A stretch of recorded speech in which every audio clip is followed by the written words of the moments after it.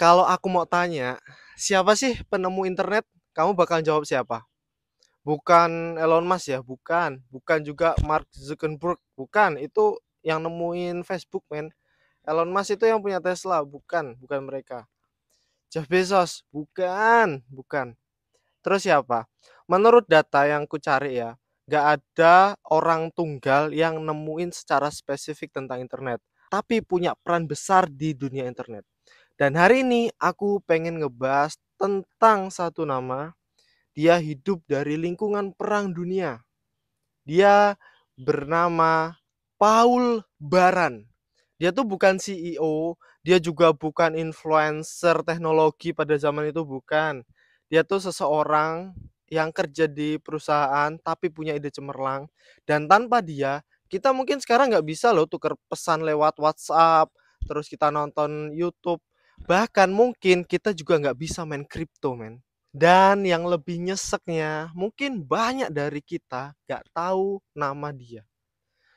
Tapi tenang aja, kalau kamu stay, aku janji kamu bakal ngerti gimana satu ide dari tahun 1960-an bisa jadi salah satu pondasi kita di dunia digital saat ini. Aku kasih bocoran ya, Timothy Ronald ketika dia ngulik kripto, dia juga ngulik loh tentang apa itu uang, awalnya uang itu, bagaimana, uang itu adalah awalnya ya bukti kepemilikan emas, akhirnya uang nggak punya emas sama sekali, dia ngulik itu loh. Apalagi kita yang menggunakan internet untuk kebutuhan kita dan juga cari uang dari situ. Tapi kalau kamu sampai skip video ini, mungkin ya udah kamu mungkin cuma jadi penumpang dalam sistem yang bahkan kamu nggak ngerti sama sekali. Ibaratnya kita naik bis, kita naik pesawat itu tuh kita punya tiket untuk dari tujuan A ke tujuan B. Udah cuman sebatas itu. Kalau kamu nggak punya tiket, ya udah ditendang, diusir. Nah, kalau kamu nggak ngerti sistemnya gimana, kamu pengen jadian ditendang atau yang punya tiket atau bahkan pelanggan tetap, kamu pilih dan komen di bawah. Paul Baran tuh lahir pada 1926. Dia lahir di Polandia, tapi sejak kecil dia dan keluarganya tuh udah pindah ke Amerika. Dia tumbuh di era perang seperti yang udah ku kasih tahu tadi ya. Tapi itu bukan jadi penghambat, men. Itu jadi salah satu mungkin pemicu di mana ide gilanya bisa muncul dan bisa punya dampak sampai saat ini. Dan lucunya, Baran tuh bukan programmer, men. Dia juga bukan CEO yang punya harta berlimpah dan dipamerin di Twitter, bukan. Dia tuh insinyur. Dia salah satu pegawai di Rand Corporation. Itu tuh salah satu lembaga riset yang kerjasama dengan militer Amerika saat itu. Nah, waktu itu tuh dunia lagi takut banget nih soal perang, ada kemungkinan perang nuklir tuh. Nah, dia mikir kayak gini, gimana kalau pusat informasi, pusat komando diserang gimana? Ya habis, Amerika nggak bisa ngasih perintah, nggak bisa ngasih komando, alhasil apa? Ya itu sesuatu yang sangat ditakutkan sama Amerika. Pasti mereka akan kalah. Dari keadaan itulah ide Baran muncul, men. Gimana kalau jaringan komunikasi itu nggak cuman di satu pusat aja, tapi satu orang bisa menghubungi langsung ke orang yang lainnya.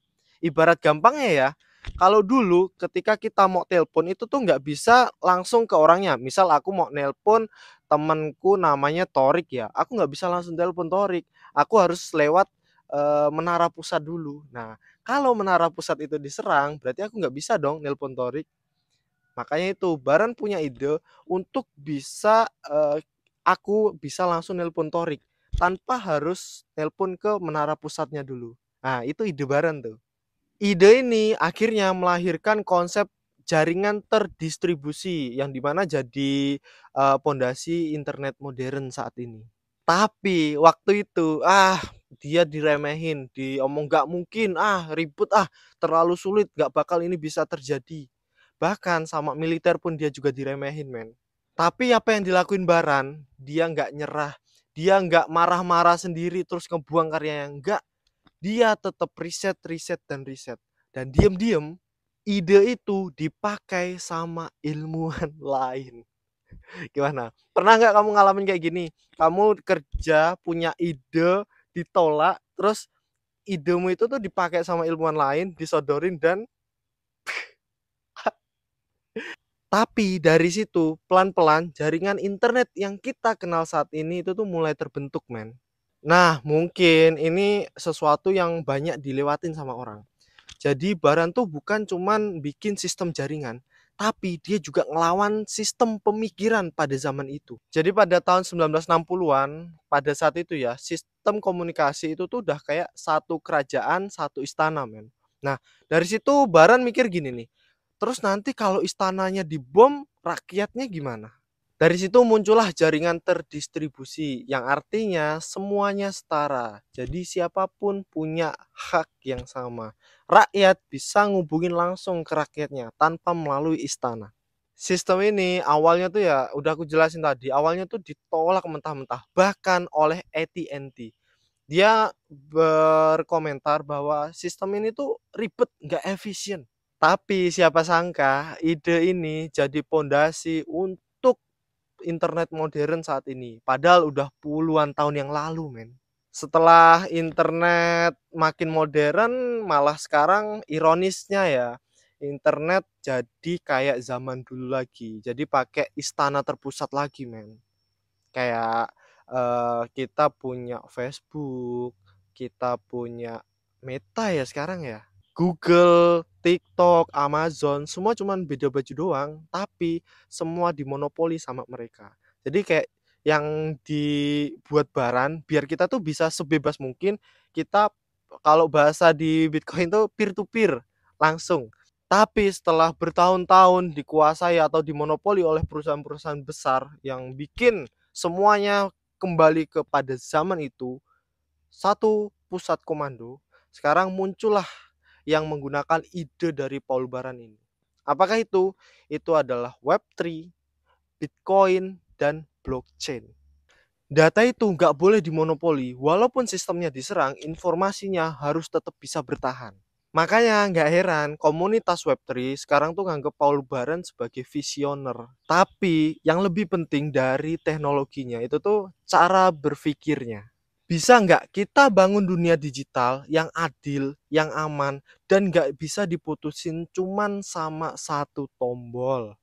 Dan ini relevan banget buat kamu yang masih scroll-scroll sosial media, Instagram, TikTok, tapi nggak ngerti gimana sih data kamu tuh diatur.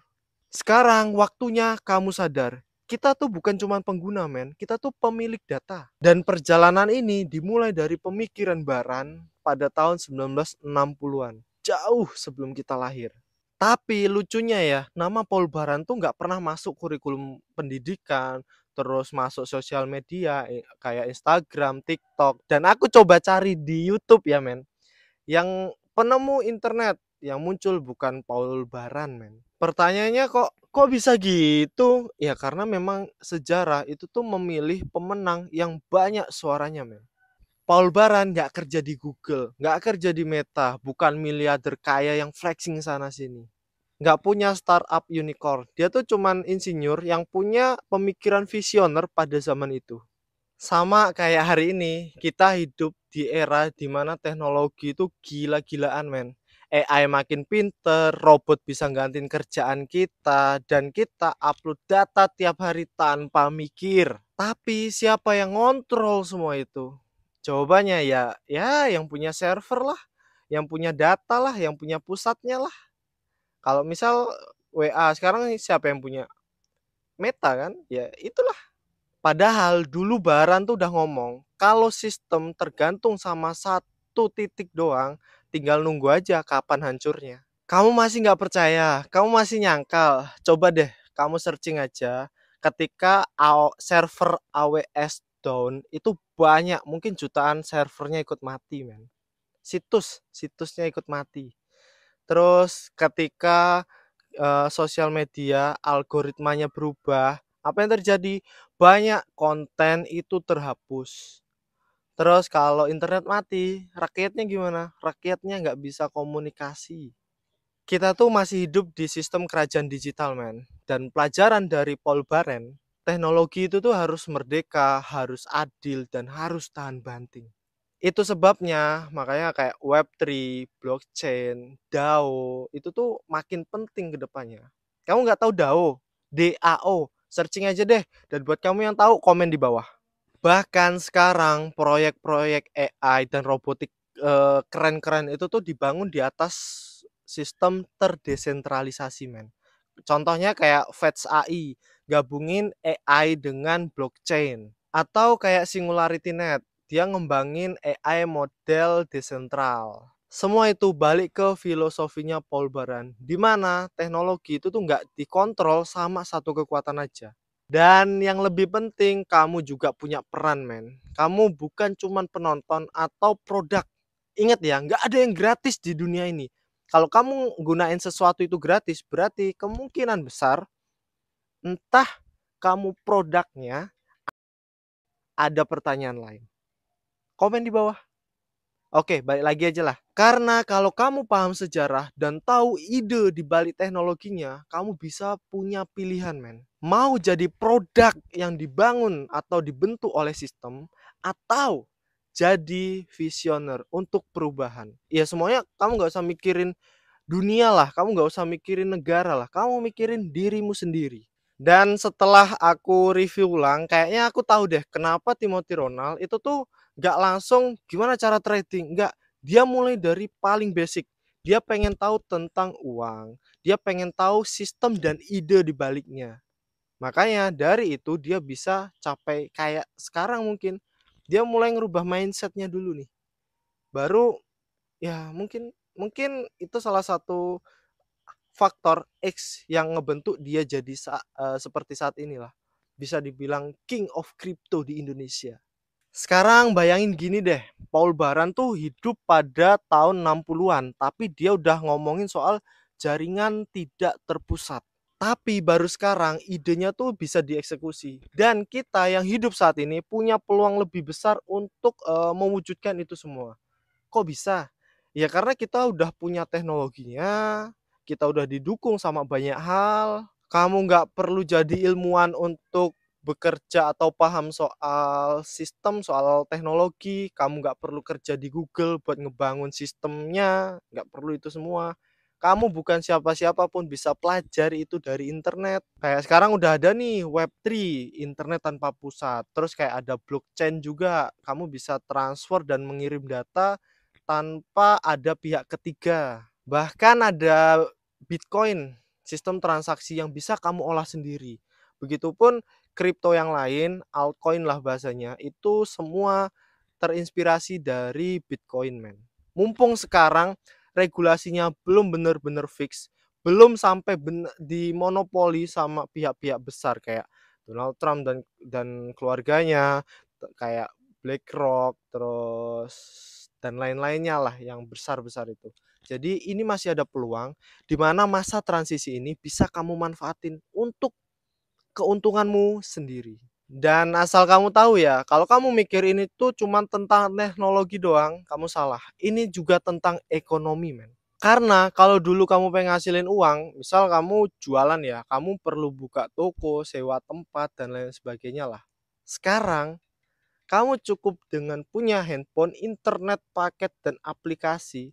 Kamu daftar di situ, kamu bisa jualan di situ, atau kamu punya karya seni, kamu bisa jadiin di NFT, ikut DAO, ikut staking, atau kamu bisa berburu airdrop buat dapetin uang tanpa ngeluarin duit sepeser pun. Ya kamu perlu ngeluarin duit cuman buat internet dan handphone aja sih. Tapi untuk di dalamnya nggak usah ngeluarin duit, itu bisa dari airdrop. Nggak semua airdrop itu zong, banyak juga yang menghasilkan. Kamu bisa dapat ratusan ribu, bahkan mungkin bisa jutaan mungkin ya, tergantung koin atau proyeknya.